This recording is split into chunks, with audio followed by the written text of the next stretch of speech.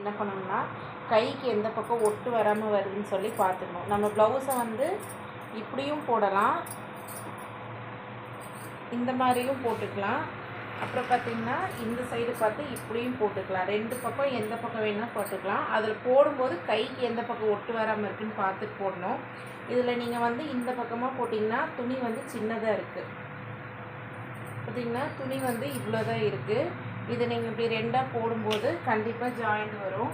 இந்த எப்படி பார்க்கணுன்னா ஃபஸ்ட்டு போட்டோன்னா கையை வந்து செக் பண்ணி பார்க்கணும். இதில் போட்டிங்கன்னா பார்த்திங்கன்னா கைக்கு வந்து ஜாயிண்ட் கொடுத்து தைக்கிற மாதிரி வரும். அதனால் இந்த பக்கம் வந்து போடக்கூடாது. அதனால நீங்கள் இதை திருப்பிட்டு இப்படி செக் பண்ணி பாருங்கள். இந்த பக்கம் போட்டு பார்த்திங்கன்னா கைக்கு வந்து உங்களுக்கு கரெக்டாக இருக்கும். அப்போ நீங்கள் இந்த பக்கம் கையை வந்து ஃபஸ்ட்டு வெட்டி எடுத்துடணும்.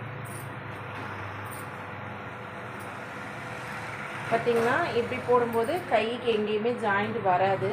அதனால் இந்த மாதிரி போட்டு ஃபஸ்ட்டு கையை வெட்டி எடுத்துகிட்டு அதுக்கப்புறம் பேக்கு ஃப்ரண்ட் எல்லாம் நீங்கள் கட் பண்ணுங்கள். வீடியோ பிடிச்சிருந்தா லைக் பண்ணுங்கள். தேங்க்யூ.